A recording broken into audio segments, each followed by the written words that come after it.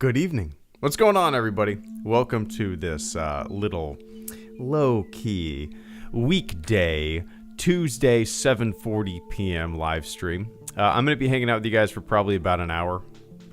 I was going to play Battlefront, but I got into my little room, sat down, and I was like, I just feel like kicking back, not having to run around with my blaster, and just shooting the shit with you guys. So that's where we're at. What's going on? Good to see you, Uniqueness. Hope you're doing well, man. Sapity, Darth Nicholas. Good to see everybody. John Swift, Carter Lovejoy, Keats Goodwin. What's new with you? What's new with you? I slept about 2.5 hours last night on a fire. Kind of monitor. Yeah, I'm very tired. Luckily, I got to take a couple-hour nap today, which was definitely needed. But still, you know that that feeling when you're so tired, you feel like your eyes are itchy, and then you feel kind of like you're sick, like you want to vomit. That's kind of where I'm at right now. So I need you guys to be my coffee. I need you guys to be my my 5-hour energy drink. Can you do that for me? Carter says Thanksgiving plans. I actually have to work on Thanksgiving. So me and my wife and my daughter we're doing our Thanksgiving on Friday. Which, that's the nature of this job. Can't be bummed out about it. You just shift the special dates, right? Darth, are you gonna... What's up, Nick? Are you gonna stay up until 3 a.m. to watch the Andor finale? No, I'm honestly, I might not be able to get around to watching it until Friday. That might be the time that I'm able to sit down and watch it. I don't think I'll have an opportunity to watch it tomorrow. I definitely don't think I'll have an opportunity to watch it on Thursday. Yeah, so unfortunately, I probably won't be able to watch it until Friday. Yeah. I would unless I wake up really early tomorrow morning and watch it. Which I can't see that happening. I'm gonna get a full 8 tonight. Cross my fingers. It never happens. But yeah, canceled Black Friday. I canceled Black Friday? Oh, in order to watch Andor? I haven't been Black Friday. Well, I take that back.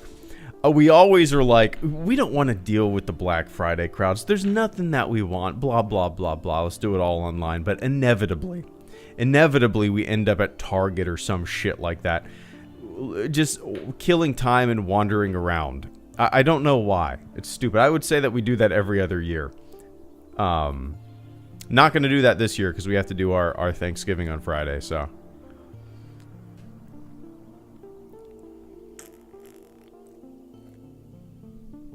There's really nothing. I mean, I'd like to get a TV for our. We kind of have a workout room. We got like one of those, like a Peloton type bike in there. My weight bench is in there and everything, and I want to get a TV in there because it would be nice to cast. Like the bike classes on a giant TV instead of a small screen, and they're so cheap, so maybe I'll look into getting something like that on Cyber Monday or whatever. But other than that, man, there's really nothing that I think we would benefit from fighting the crowds or, swiping the debit card for. Oh, you heard there's a post-credit scene? I wouldn't be surprised, but to me, man, like, Andor feels like the type of show that would not have a post-credit scene. I obviously, like, Mando did, Boba Fett. I can see all those shows having one, but Andor, for whatever reason, feels like the type of show that would not, So, I'm not really expecting one, but, if we get one, cool, I guess.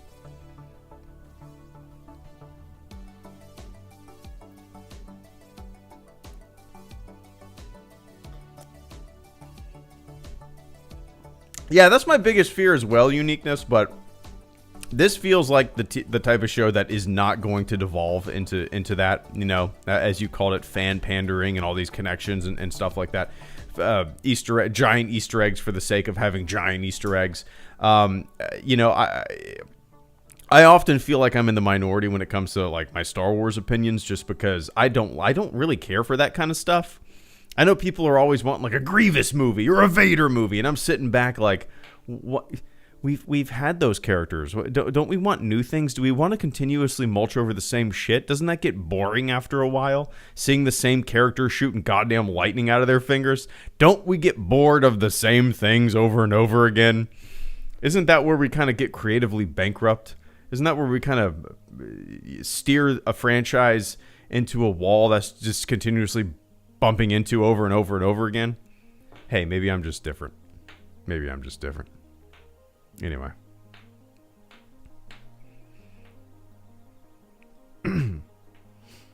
Carter says, I need to upgrade my parents' 8-year-old HD TV that's sitting in their living room to a 4K TV sometime after Black Friday and Super Bowl Sunday. Yeah, that's a solid idea. Me and my sister bought our parents a TV.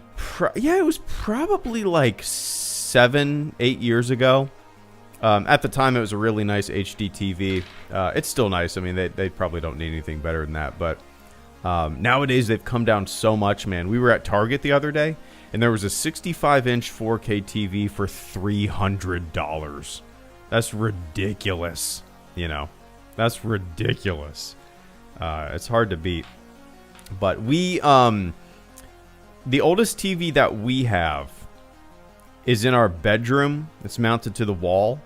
And I bought it it was the year that me and my now wife started dating. So it was 2008. I bought it in 2008. And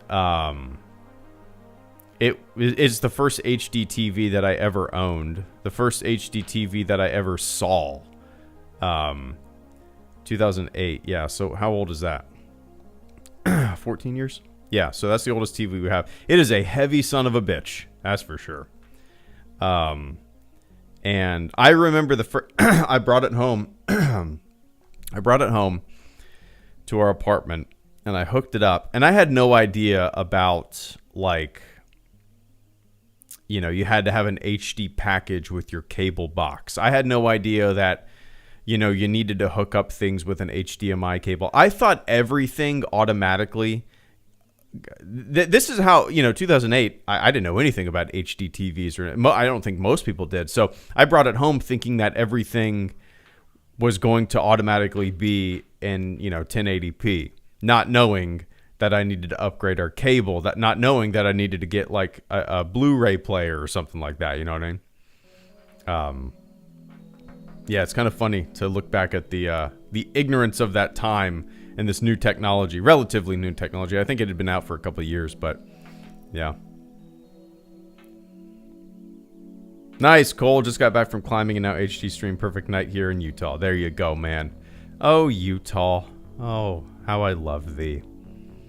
Only been there once, but when my daughter's older, we want to take that RV trip that we did a few years ago with her. It'd be a good time.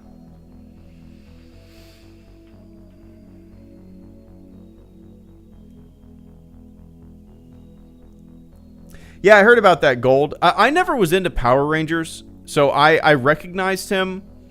I didn't know what I recognized him from.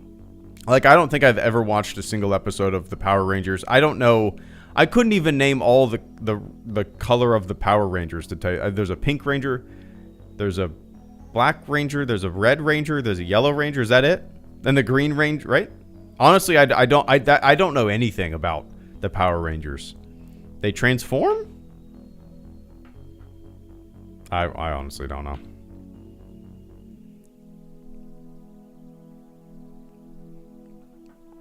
Oh, this song, Cole? It's great. Geographer, I think it is. Yeah, Geographer J Sweeps. It's great. Relaxing. I used to use it in my videos all the time. Yeah.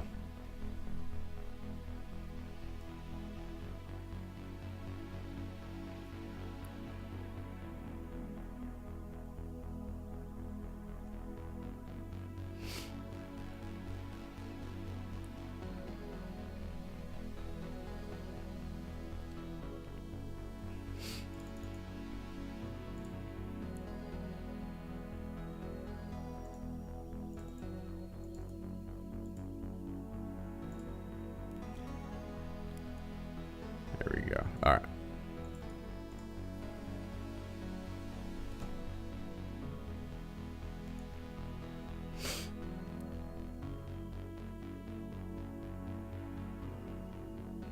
Yeah, I'm with you, Nick. But it's my favorite as TLJ. Nick says TLJ is by far my favorite Star Wars movie from the Disney era. Yeah, I'm with you. When we're talking movies, yeah, definitely, it's my favorite as well. But I think the tip top of Star Wars for me under the Disney umbrella is Andor. Right now, at least. I mean, that might change, you know. But yeah.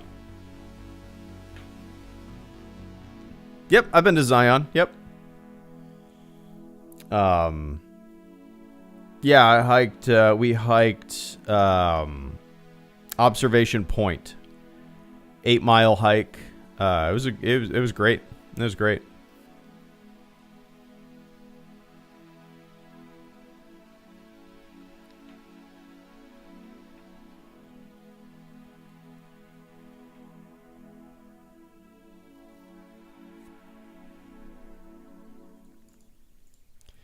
Now I kind of have an itch to play Battlefront, man. Zion from the Matrix. Yeah, I hiked the Matrix Zion. Yeah, observation point's great, Cole. Like, I'm sure you've watched my video about it, but did it on the climbing trip when it was too wet to climb in the park. Nice. Yeah, we weren't able to do the, what do they call it? The, it's like where you can go in between canyons and there's water. Oh, what is that called? It's gonna bother me. I'm sure you're gonna post it. But I guess there was some flash flood warnings or something like that, and they just didn't have it open. What is that called?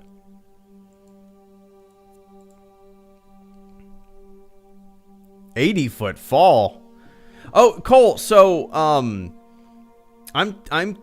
taking like obviously Firefighter, but I'm also taking special operations classes, so like rope classes, trench classes, water rescue classes and stuff like that, because I want to specialize in certain things in the department. So it's kind of interesting to learn about these like Gibbs and these different rigs and pulley systems and Prusiks and all sorts of stuff that you're probably very familiar with, but that's completely out of my wheelhouse. It's a whole new world for me. So maybe I'll be speaking your language soon. So that's kind of where I'm at qualification wise, is kind of learning rope rescue and all that kind of stuff. It's pretty interesting.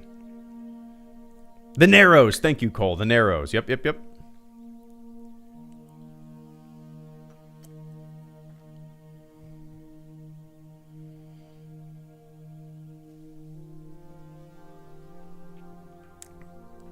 Dr. Michael Morbius, gotta be honest, I never caught on the Matrix series. I felt its concept had been done better before, and there's been better fighting choreography, at least I'll say. There were good effects. I think it just hit me right in the sweet spot, Mike. Came out in 1999. I was 13 years old.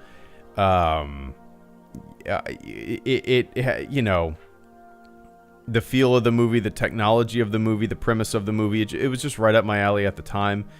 Yeah, I mean, altered states. There's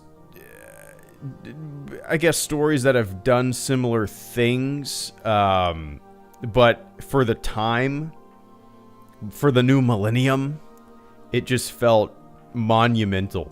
Now it's for me, the Matrix franchise, if you want to call it that, is kind of like the Jurassic Park franchise to me. Like, the only Jurassic Park movie that I care about or acknowledge or give a shit about is the first one. It should have stopped there. Everything else is very, I don't know, in my opinion, even the newer stuff is, don't let it go. The first one was just such lightning in a bottle, so unique. Same with Jaws. Same with The Matrix. Like, the only good Matrix, in my opinion, is the very first Matrix.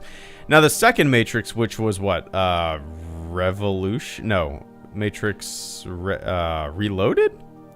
I can't remember what it was called. The second one has some fun concepts, but I have zero desire to ever watch it again. Yeah.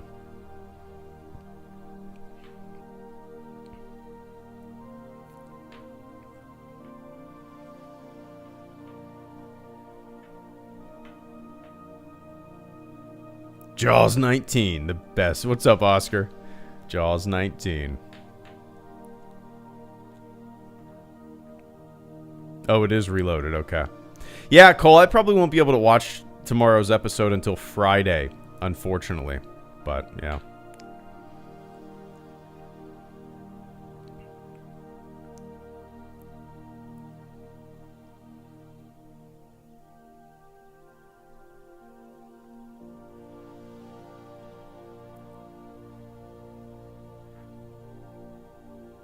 Hell yeah, the Animatrix. I remember when the Animatrix came out. I was super excited for that. What year did that come out? I'm gonna guess 2003. Animatrix. Yeah, 2003. Okay, the Animatrix. Yep, I remember getting that on DVD. Yep. Almost 20 years ago, man. That's crazy.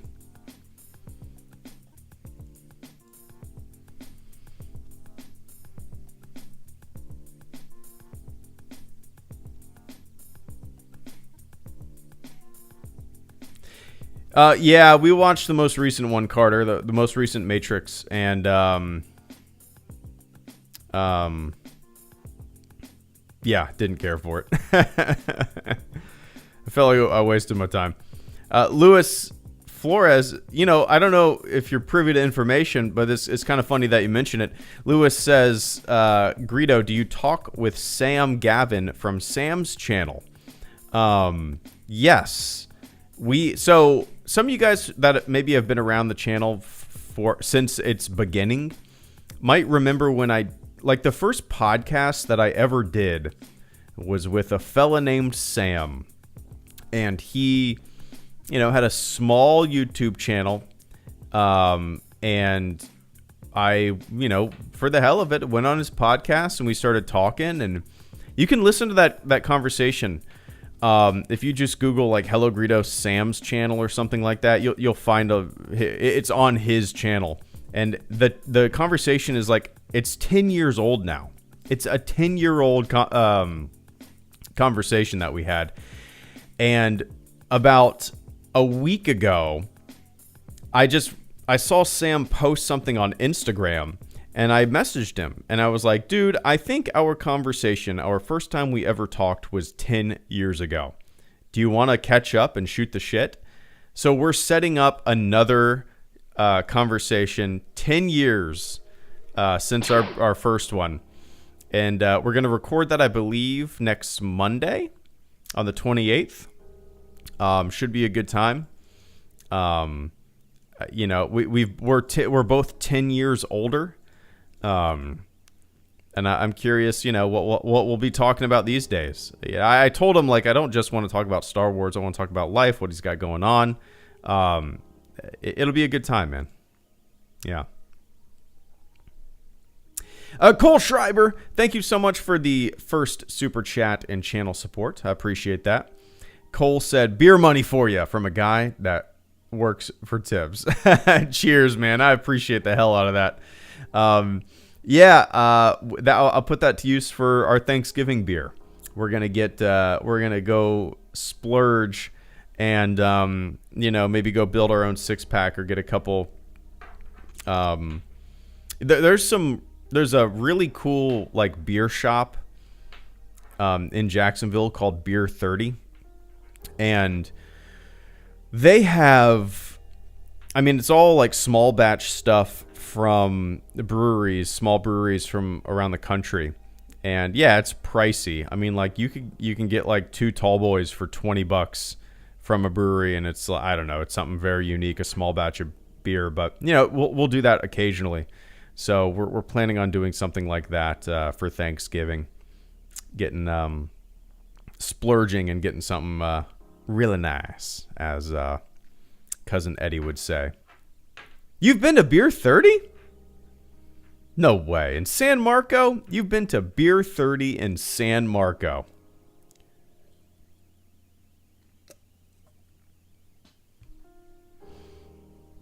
Actually, I think there's another one in Jacksonville too.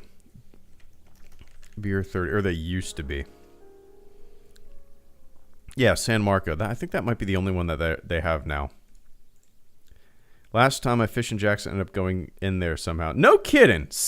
Wow, you were in San Marco. We used to live right around that neighborhood. Riverside, close to San Marco. That's where our first house was. So you were kind of in my old stomping grounds. Did you go to Ardwolf? I don't know if I knew that, Cole. I don't know if I knew that you used to live in Florida. Huh.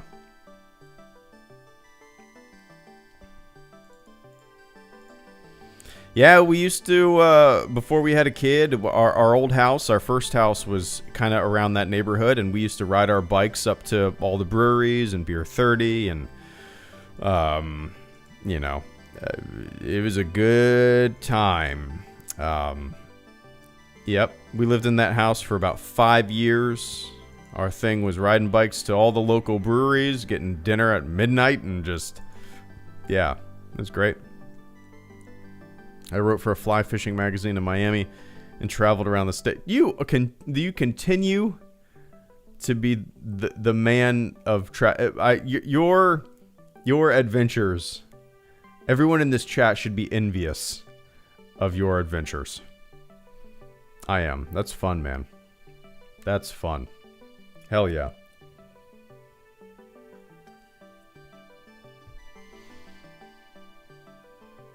Well, if you're ever in St. Augustine or Jacksonville, let me know, man.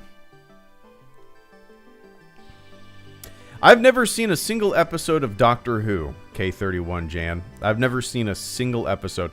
Now, I have friends that love it. I know people who watch it all the time. But I, for whatever reason, it doesn't really appeal to me, and I don't know why. Don't know why.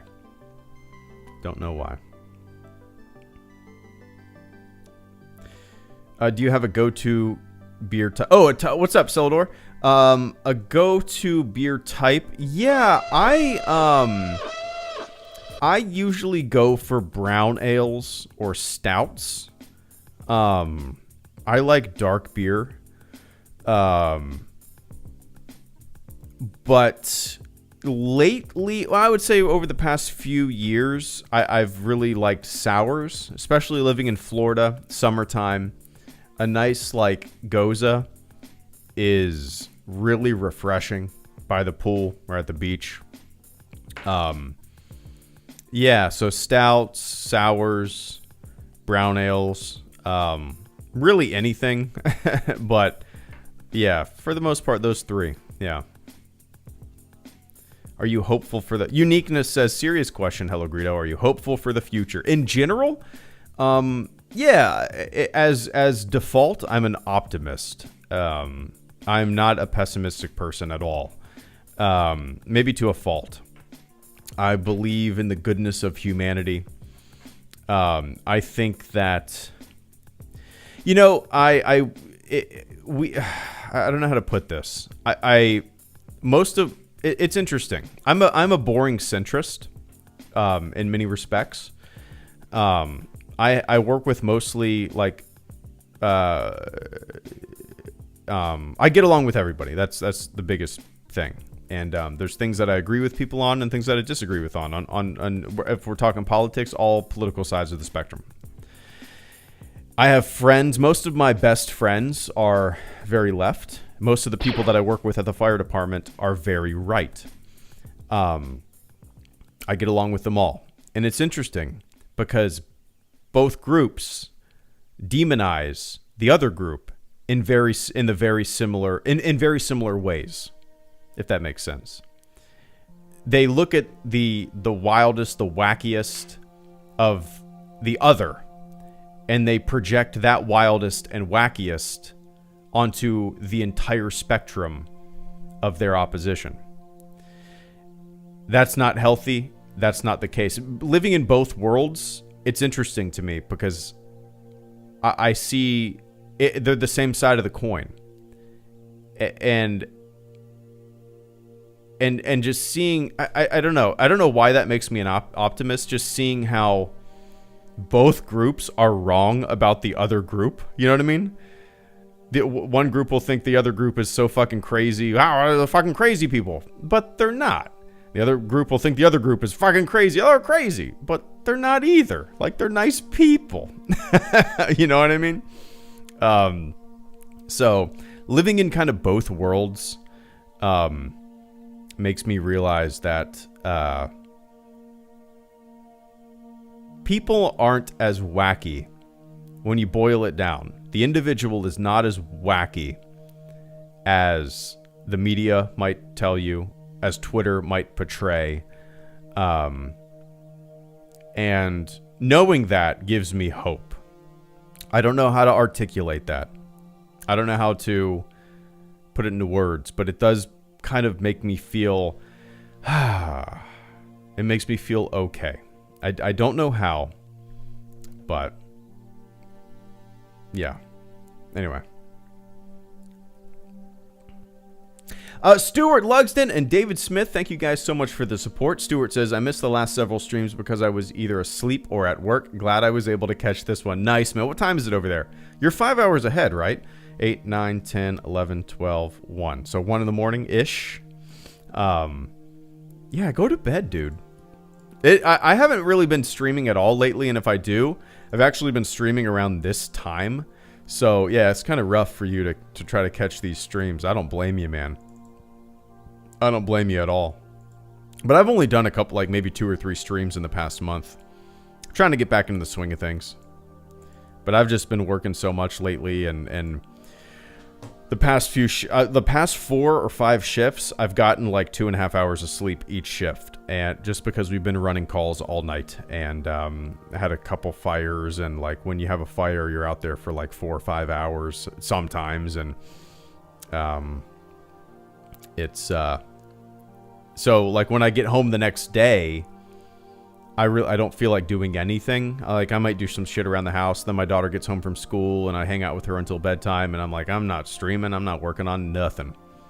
Well, yeah. No, I'm a big boy. I go to bed when I want. Nice, Stuart. Nice, man. Good deal. But anyway, I appreciate that. I'm glad you're able to tune in this time, man. I hope everything's going well. And David Smith, thank you so much for the channel support as well. David Smith says, good to see you, Greedo. Haven't caught a stream in a bit. Hope you and the fam are well. I'm on episode 8 of Andor. Boy, is it just what I wanted from Star Wars. I am 100% with you. It's funny, Dave. Like, so many people have said Andor is exactly what HelloGreedo's been wanting for so long. And it's kind of true. It's kind of true. I love it. It makes me excited that you're on episode 8 because the next few episodes, you're in for even more of a treat. You're getting dessert upon dessert. Hell yeah, man. Yeah, we're doing well. We're doing well. But yeah, it feels weird, Dave, that we've gotten a show of this quality. This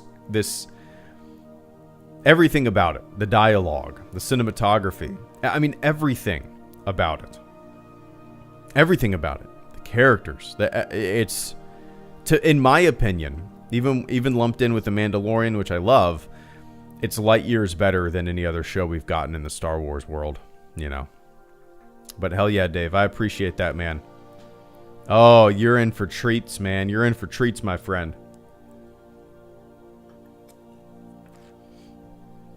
Joseph said we should all try to be like Greedo. Cheers, man. Segue. Excited to try spiked eggnog for the first time. Oh, you're in for a treat as well, Joe. Do you have a favorite holiday drink? Yeah, eggnog. Eggnog. I love eggnog. Like, I fucking love eggnog.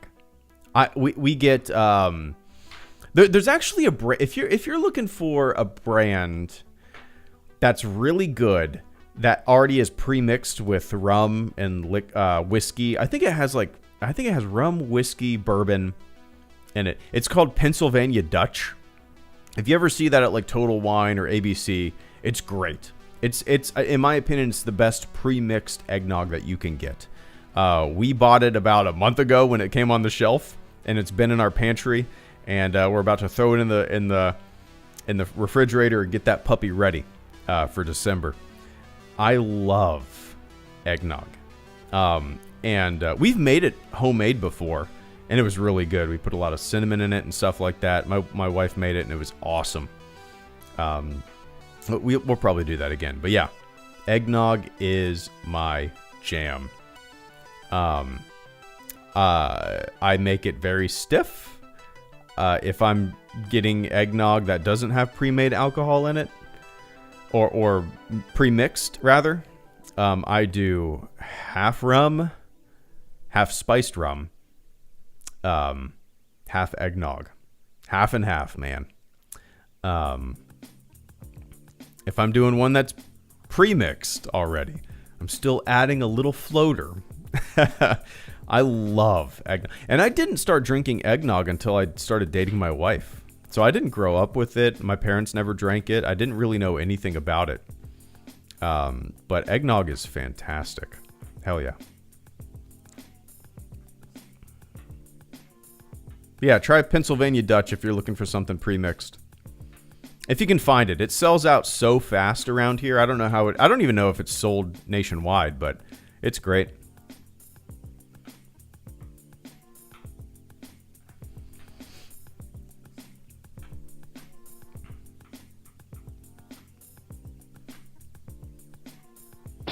Rom rope? What's up, AGR? Have you ever tried rom rope, Greedo? Great eggnog mix. Rom rope. Let me look this up. Rom rope. Oh no, the Mexican eggnog. No, but my wife actually mentioned this a few weeks ago. Yeah, she mentioned wanting to try this. Not specifically rom rope. Is that just what it's called? She's just said Mexican eggnog. But it's called rom rope. Okay, I didn't know that. All right, yeah, I have not tried that, but we will definitely. That's on our list this holiday season. Yeah, eggnog rules, man. Darth Nicholas, thank you so much for the channel support as well, man. Nick says the acting in all three Star Wars movie trilogies and the other Star Wars shows doesn't even come close to the acting of Andor. I continue to be blown away by it. Yeah, I would agree. I think the closest any Star Wars film comes is Mark Hamill in The Last Jedi. But yeah, I wholeheartedly agree. The acting in Andor has a level of, I don't know, professionalism, theater, drama that is, I wouldn't say lacking from the other films or the shows, because maybe that's just not the tone that they're going for, but the quality of the acting is unmatched in any other Star Wars thing. And again, Andor as a whole, including the acting, just elevates the franchise. It shows what the franchise can be. Yeah, I love it, man. The acting is... I'm a huge fan of The Crown, which... The Crown is one of my favorite shows of all time. And the acting in The Crown kind of reminds me of the acting in Andor. Just a very serious drama, you know. Yeah, it's fantastic. I wholeheartedly agree there, Nick. And I appreciate that channel support, man.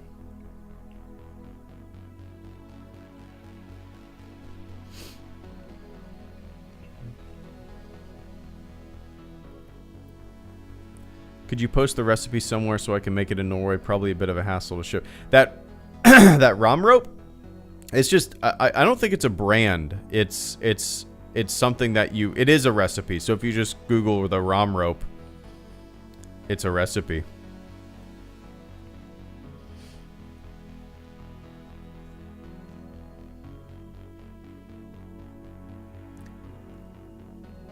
Yeah, I was kind of surprised to see that guy from the bear in Andor when he first popped up.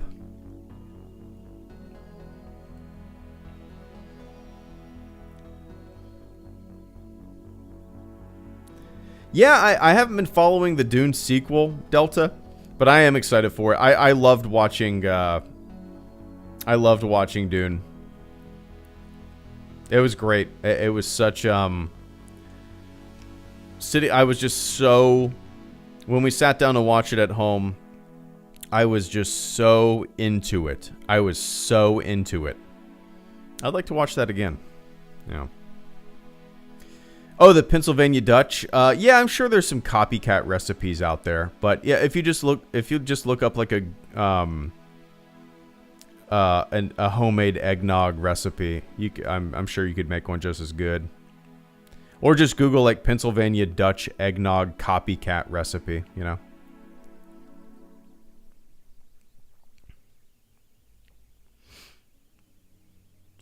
The good Raylo says, wow, it's refreshing talking to actual sequel trilogy fans. Oh, we got people from the HelloGreedo chats. The HelloGreedo YouTube channel has Star Wars fans from all ends of the spectrum. So you'll find Star Wars sequel trilogy fans here, people that don't like them, and we all get along.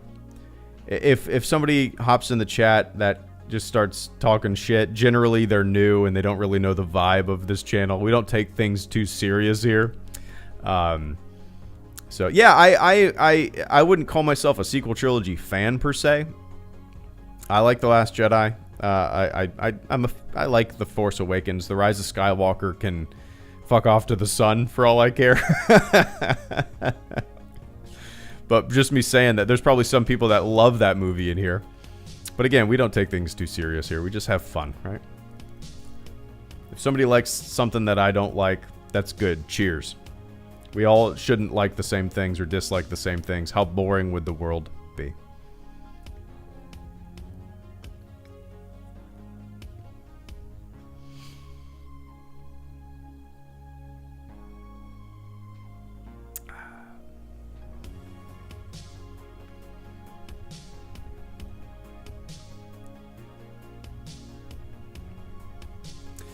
Phoenix says, I know you haven't covered this in a while, but what are your final thoughts on Star Wars Battlefront 2015? Oh, 2015? Do you plan on returning to the game for a video?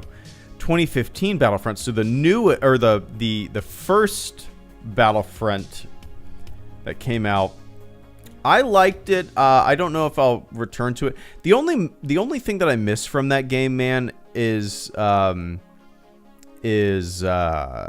cargo. I loved that game mode so much. It was just kind of like a capture the flag game mode. I really missed that game mode. But I was actually going to make a Battlefront video. I was actually going to make it today, but I was up all night running calls, so I just immediately got home and crashed and took like a 3-hour nap. But I'm still going to make that video. It's going to be titled I'm Sad. And it's just going to be about how I wish there was Andor Battlefront maps. Yeah. Yeah, cargo is fun, man. Like, the more expansive game modes in Battlefront 2, they're fun. They're fun. But I don't play them as much. I kind of like the honestly, man, I like Blast or Strike. I like smaller game modes, and Cargo from Battlefront 2015 was just was kind of like my perfect game mode. Capture the flag, get the thing back to your base. I really liked it. Yeah. Okay, maybe I'll fire it up again then, Phoenix.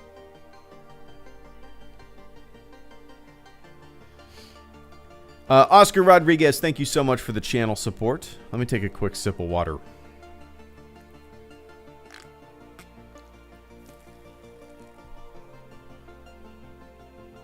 Oscar says, I wish they would have recast Leia in The Rise of Skywalker instead of using old archival footage. Why use her face and voice to say weird dialogue only for Rey to say no? Interesting. I don't know. Oh, man, that's tough, Oscar. That is very tough to recast Leia at the end of a trilogy where she's been played by Carrie Fisher since the beginning. Golly. I mean, I understand maybe recasting. Well, I mean, obviously an Obi-Wan Kenobi show, right? We see super young Leia. But I think that would be... I think that would be too jarring even for me. I don't know.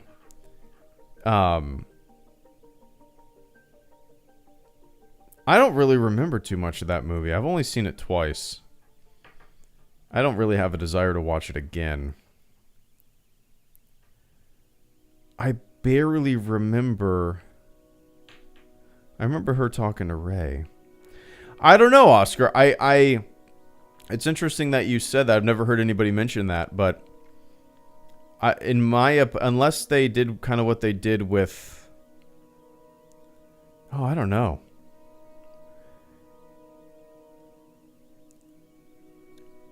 Oh, that might be too jarring for me. That might have been too jarring for me, rather.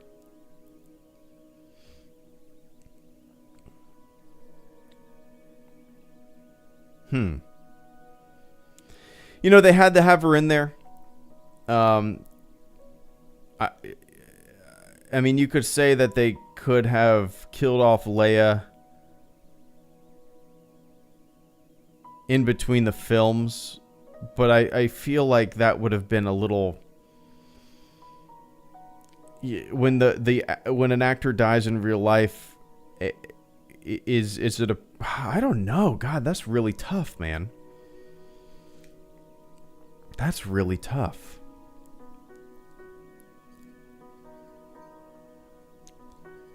I don't know. I don't even know. I'd have to think about that.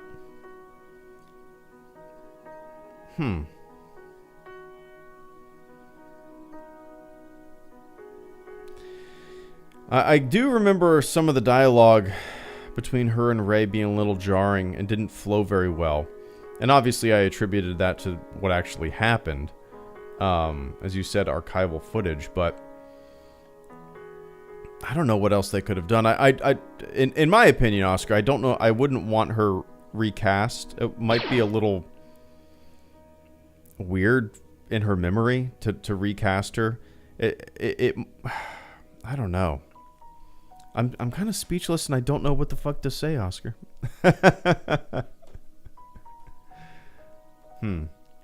I would say that I want to go watch that. I need to watch the movie again to see those scenes again, but honestly, man, I have no desire to watch The Rise of Skywalker. Until my daughter wants to go through the entire saga, then I'll watch it. Until then, I'll wait.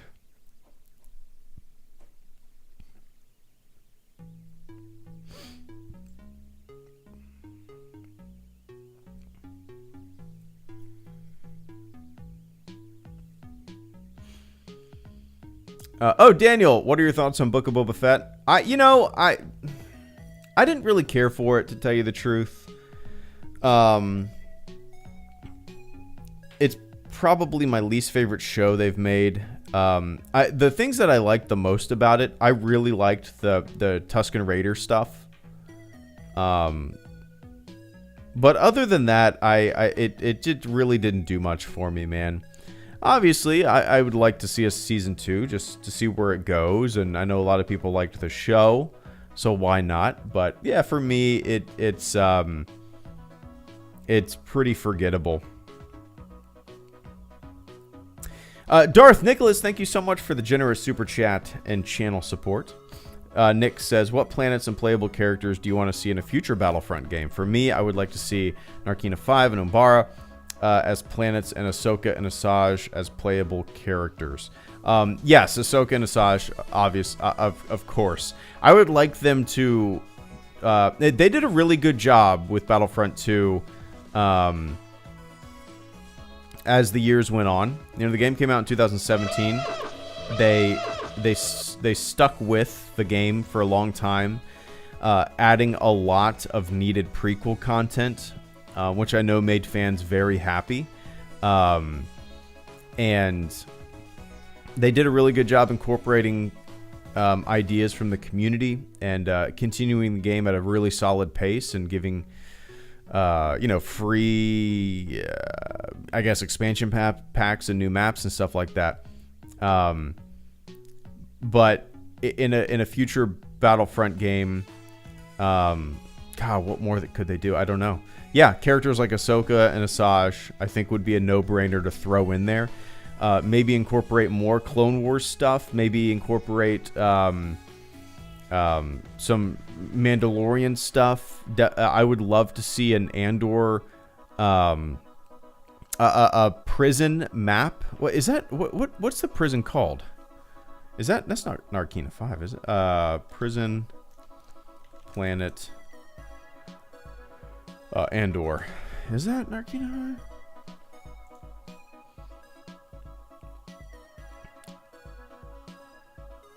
Yeah, okay, wait. Episode from Narkina.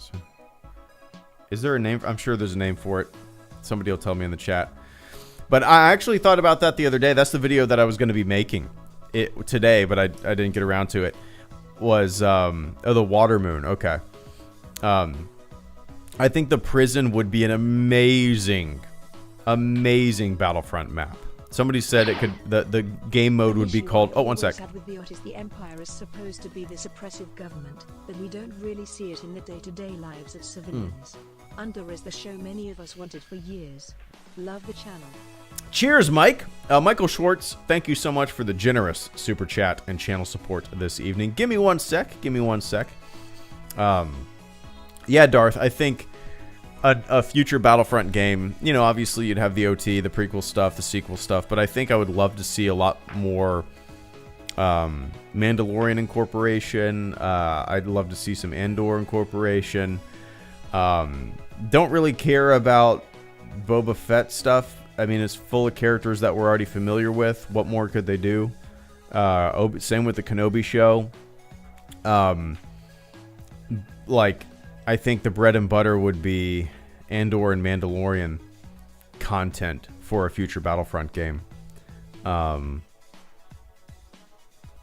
things that... So...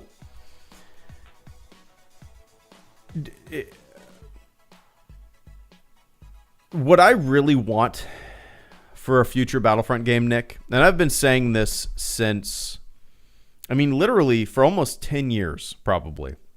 Since they first announced that they were making a new Battlefront game that came out in 2015. I don't know when they announced it, maybe 2012, 2013. I have been harping on the idea of allowing players to make their own maps. Allowing players to host their own servers. I used to make my own maps in Counter-Strike. I did that for like 5, 6, 7 years. I hosted my own servers. I made my own maps. You know, I built Counter-Strike communities. And I would make, like I said, I would make my own maps. And it was some of the most fun gaming experiences I've ever had. Making my own maps and having like 20 people play on them. On something that I created. Now...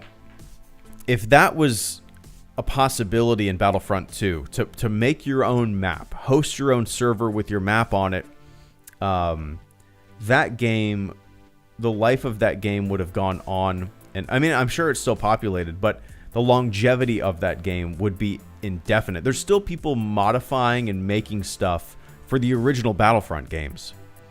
If you want your game to survive, if you want to cultivate a community within a community, you give the ability to modify. You give the ability to create within the game and let players build their own communities, you know. So a future Battlefront game, I think, needs that. I would love to be able to... I mean, if that was a possibility in Battlefront 2 right now, somebody would have already made a kick-ass Andor prison map. And that would have gotten even more people to come back to the game, you know.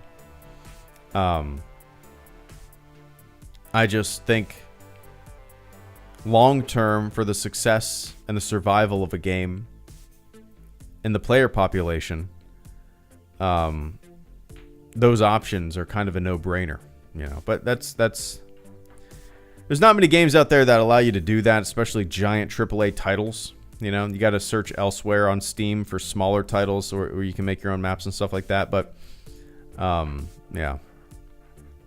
Anyway. Cheers, Darth. I appreciate that, man. And Vince and Mike, thank you guys so much. Vince says, hate the movie, but I think they did the best they could have under the circumstances. Can't stick around, but have a good stream, dude. What? Oh, The Rise of Skywalker? Yeah, the best they could have under the circumstances. I will disagree with you there, good sir. It is one of my least favorite Star Wars movies. It has some aspects that I really like. I'm a fan of the Rey and Kylo relationship. There's some, oops, I just dropped something behind my computer desk. Luckily, it wasn't a drink. That would have been bad. Yeah, The Rise of Skywalker is it doesn't enter my brain all that often. Yeah. Anyway, good to see you, man. Have fun in IRL. IRL. And Michael Schwartz. Let me take a sip of water.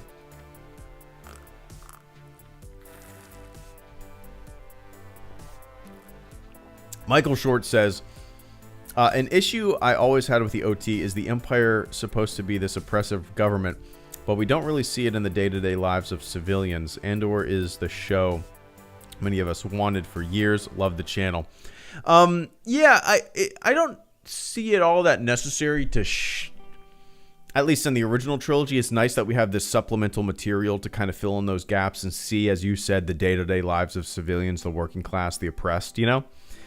But you get everything that you need to in the original trilogy. The size, the scale, the scope of this dominating force, you know, the Death Star, these giant Star Destroyers, and fighting against this ragtag bunch of rebels. You kind of, you see it, you feel it. You don't necessarily need to see, in my opinion, in those movies at least, and maybe this is hindsight just because I love those movies and they work so well as they are. The way they showed the Empire, portrayed the Empire, I don't think it was all that as necessary to show the things that we see in Andor on the big screen in those films. Everything you need to know about the Empire is told at the very first shot of the film in A New Hope. The very first Star Wars shot ever. Tantive cruising along, and then this giant Star Destroyer going over your head, over the audience's head. I mean, it just goes on and on and on. The scale of that ship, the dominating nature of that ship is just... And then they board the Tantive... They board the ship, and everything you need to know about the Empire is set up right there. You feel that dominating power. You feel that chokehold on the galaxy. You feel that oppression, you know. So yeah, while I agree with you, it's really neat to see that stuff in supplemental material. The way it was done in the original trilogy, I don't think it was all that necessary to show, if that makes sense. It would have been cool. I mean, we see patrols on Tatooine, checking identification, all that kind of stuff. This police state, this kind of occupying force, you know. But we don't really see them roughing up civilians and stuff like that like they do in Andor. But yeah, it's interesting. Now, Andor shows us all that stuff and more. And it's beautifully done. Mike, it is beautifully done. So, 40-something years later, we get a show that really gives us a boot on the throat portrayal of the Empire. I didn't expect it to be like this, but I guess I should have. But it is so well done. It's so well done. I love it, man. Anyway, Mike, I appreciate the hell out of that super generous super chat and channel support there, man.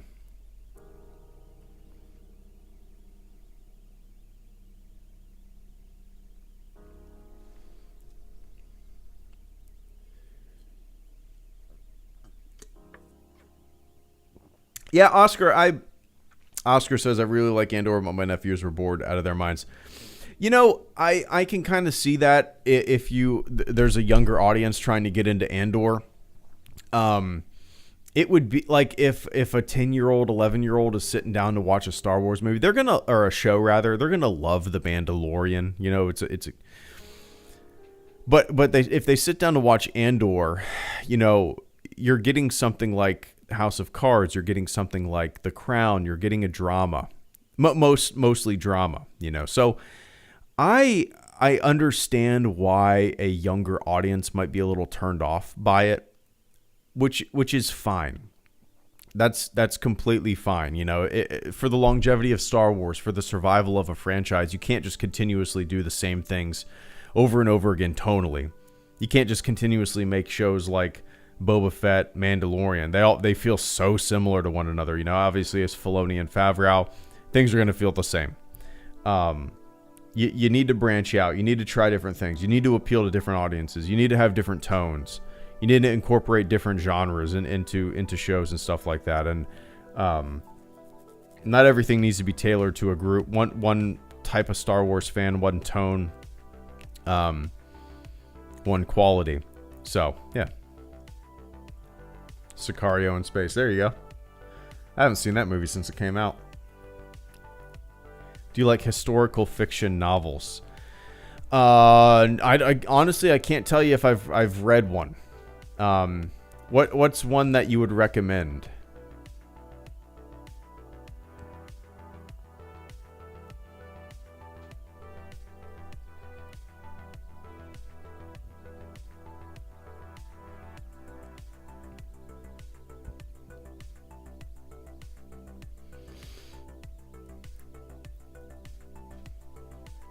I love this song.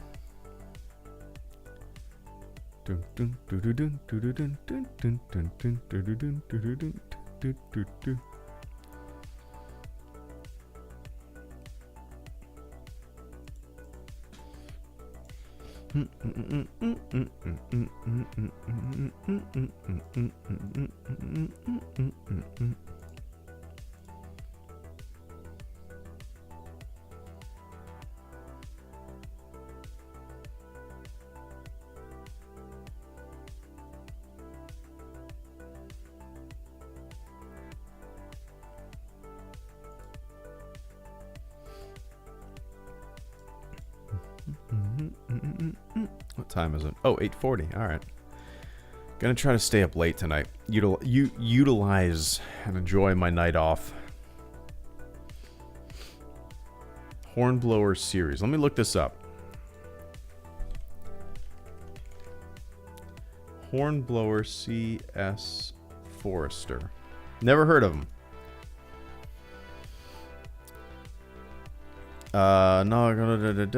Midshipman Hornblower. Okay. Huh. Published in 1950. No, I've never heard of these. Never heard of these.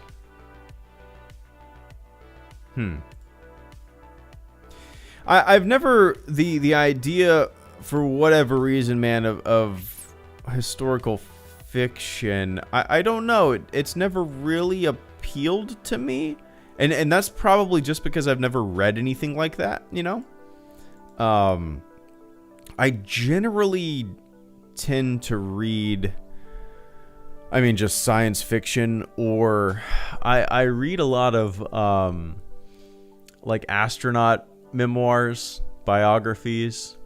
My favorite one is probably Michael Collins' Carrying the Fire. So it's so good. His writing style is so fun. The last book that I read was Andy Weir's Project Hail Mary, which I could not put down. It instantly became one of my favorite books of all time. In fact, it's sitting on a shelf right in front of my computer monitor. If you watch I uploaded an office tour video, I don't know, maybe about a month ago. Watch that. You'll see it sitting on a shelf. But I love that book, man. Project Hail Mary. So imaginative and interesting. Yeah. I'm actually reading Andy Weir's other book. He's written 3 books. The Martian, which I read a couple of years before the movie came out. Then I read Project Hail Mary, and he has a 3rd book called Artemis. I'm reading it right now. I'm not as into it as The Martian and Project Hail Mary at all. I'm trying to get through it. It's also hard for me to find the time to read it these days, just because the past month I've been running calls. I've been staying up all night basically, and normally like when I get in my rack at the fire station, I will read a chapter or 2. But lately I've just been anticipating staying up all night, so I try to get to sleep as quick as I possibly can. So I haven't really been reading much, but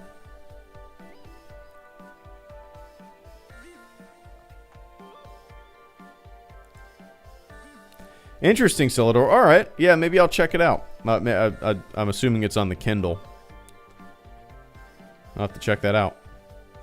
It takes ages to reply from Norway, like 30 seconds or even more. Yeah, I think the stream is delayed 30 seconds, so you're good. My family, on my dad's side of the family, they're from Norway. I've never been there. I've always wanted to go. Yeah, Cole, I really enjoy it.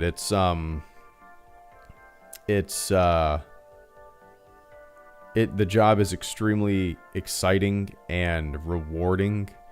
I got to bust my first door last night with a Halligan, and my partner hammered it with the axe, and we busted. It was the first door I've ever busted, and we went in, and I was on a medical call. Saw the guy, and I went, yeah. I'm telling you, man, it's a very exciting and rewarding job, and it takes a lot to get used to. But in terms of like schedule wise, with my family,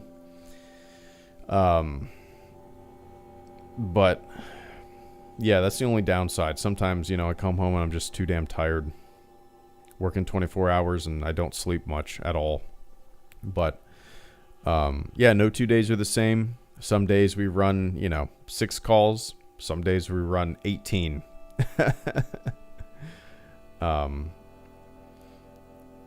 Some days you have all medical calls, some days you have crazy accidents, fires.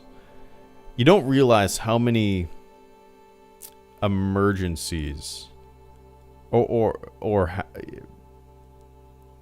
don't realize. It's wild. Just around where you live, you never realize how many times a day people are calling 911. You don't realize it. It's wild. It's wild. But I work with a really good crew. They're an older crew, which is nice. I'm 36, so I got into this career pretty late. Most people that are in my position are much younger, 20, 21, 22. I came on the job late, prior military, decided to do this. Glad I did. So I got put at, I'm with an older crew, which is cool because we mesh really well.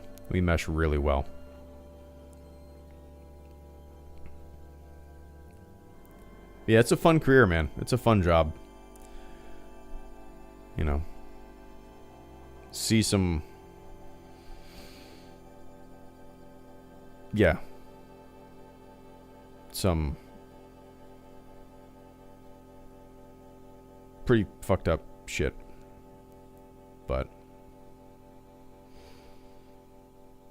yeah.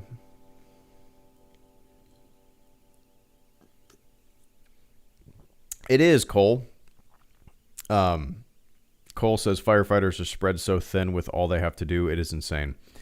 It is. I actually thought about that the other day. Like, I think most people think that you're a firefighter, so what do? You just fight fires? But no, 99% of what we do is medical.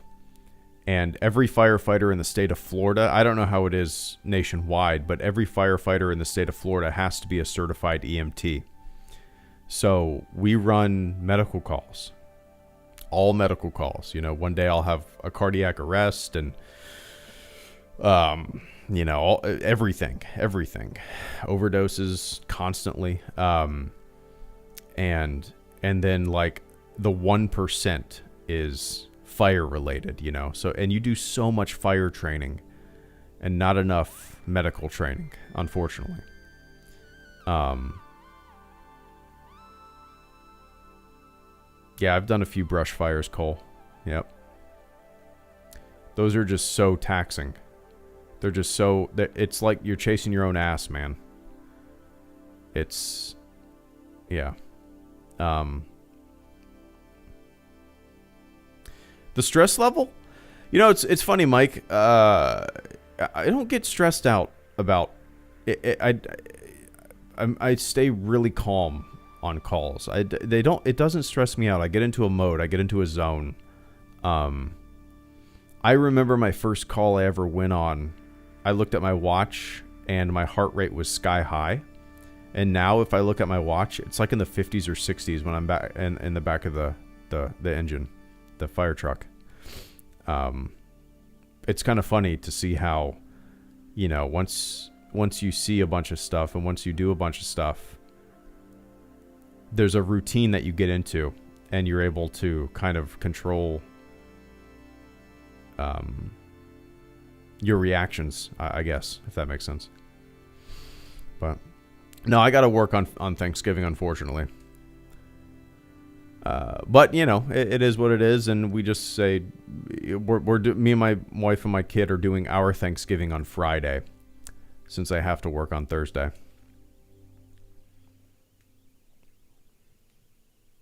Yeah, I should have done this. I got out of the military 11 years ago, and I should have done this 11 years ago. But hey, you know, that's just how it is. When I retire, if I stick with it for 20 years, which I don't see myself not doing at this point, I have responsibilities. I have a child. If I stick with it for 20 years, I will be 55, which is still, in my opinion, pretty young to retire from something. If I do it for 30 years, I'll be 65. But yeah.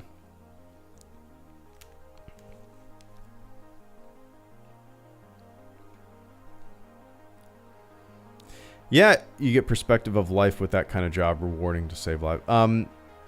It is very rewarding, and also I'm not a complainer. I'm not salty. If I get tasked to do something that is a pain in the ass, I don't complain. I don't bitch and moan. You just you shut up and do it, right? But after a while of seeing so many things, you kind of get, I wouldn't say numb to it, but little things you don't see as a big deal anymore. You kind of get numb to, I don't want to get too deep or gruesome with things, but you kind of get used to certain things and it doesn't affect you. Me, at least, yet. And I don't know if it will. I don't know if I have the mentality for certain things to really stick with me. I've seen, since I've been on the job, I've seen I've been on really bad calls, and we all have, but I don't think about them. You know, occasionally, like when I lay my head on the pillow, something will pop into my head, but it's pretty rare. I mean, it's only happened a couple times, but, yeah. Anyway. Yeah, maybe I'll have a whole stream where I talk about that. You know, there's guys that have been on this job for 30 years. I say I've seen some shit. They've seen some shit. Yeah. Anyway, guys, that's it for me. What time is it? 8:52. What is today? Tuesday, the 22nd.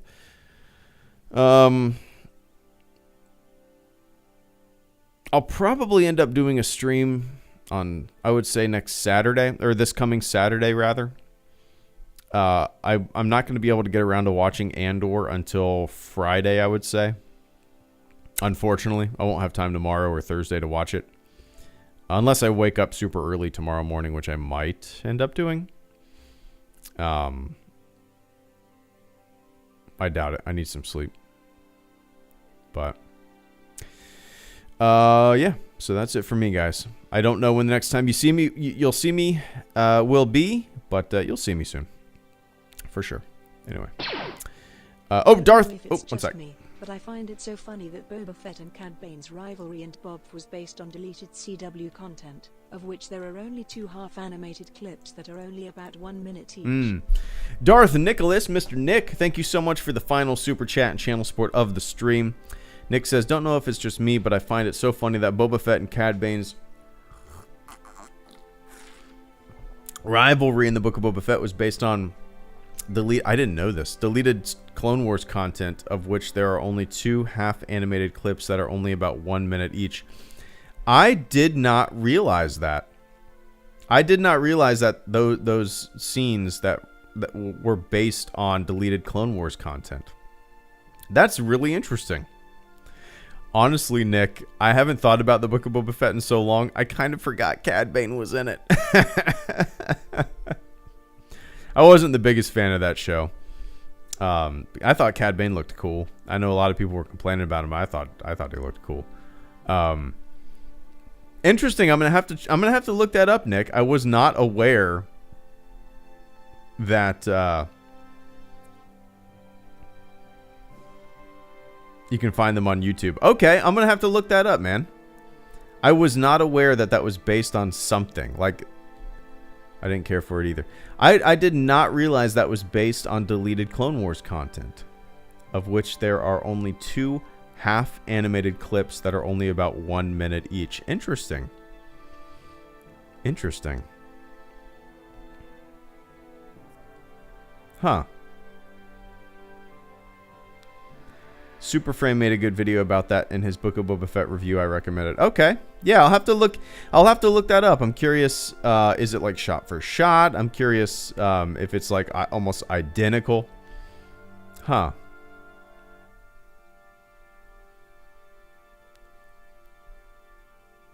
Now, I don't really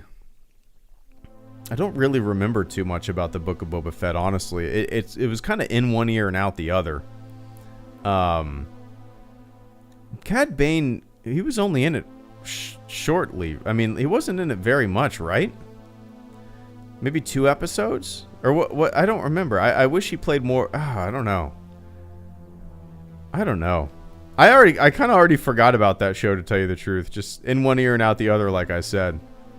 But that's kind of piqued my interest there, Nick. I'll definitely look that up and see how that is. You can find so many unfinished Clone Wars arcs. Oh, like in the in the Book of Boba Fett. One of them was Cad Bane was only in the last 2 episodes. He was in 2 episodes. Okay. Just kind of thrown in there. Yeah, maybe he should have played a larger role. I don't know. Cad Bane was at the end, or maybe not.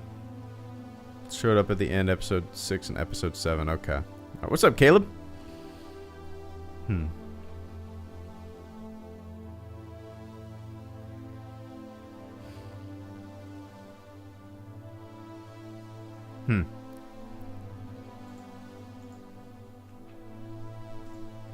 Yeah, I'm going to pull that up right now so I don't forget to look that up.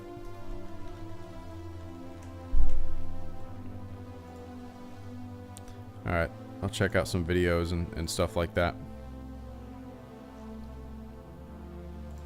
Cool. Yeah, we might get some back in time live action next season based on the unfinished Clone Wars stuff.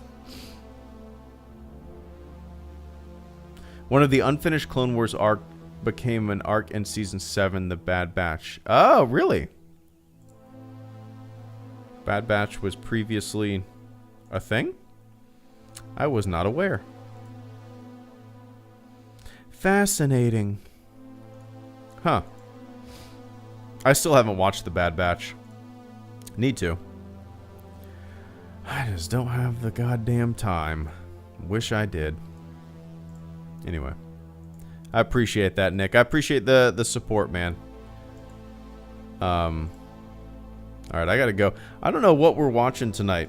I kind of want to watch the Weird Al movie. It looks so much fun. I was on stage with Weird Al in, like, I don't know, 2014? I don't know when that was. Took a picture with him, got his autograph.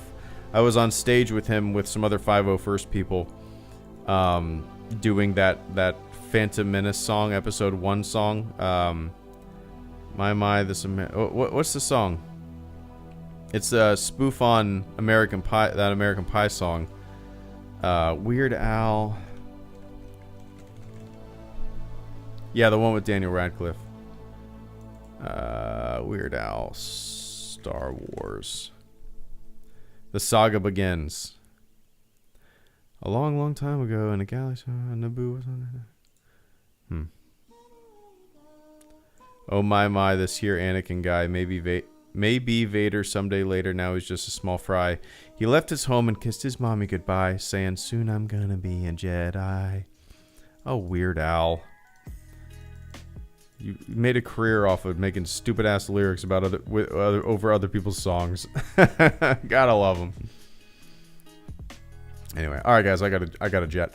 All right, everybody. Thank you so much for supporting the channel. Those of you who sent over some super chats, I appreciate it. Should be streaming. I'll be streaming a lot more and making videos next week. This week's been kind of a wash. But yeah, with the holidays, with not sleeping at work, yeah. But hey, man. I have like a big model kit I want to put together, and I thought about putting it together live. I mean, it's going to take me months to put together, but I thought it'd be a lot of fun to just kind of put my camera pointed down at a table and live stream putting together this R2-D2 model. I might start doing that soon. Anyway, I gotta go. All right, thanks everybody. Thanks for tuning in. Thanks for hanging out. This was fun. We got a little introspective. Went down a lot of different roads. No, I didn't mean to play this sad song. Sure, let's do this happy song. All right, everybody. Enjoy the rest of your morning, your afternoon, your evening, wherever you are on planet Earth. And I will catch you all on the flip side. See ya.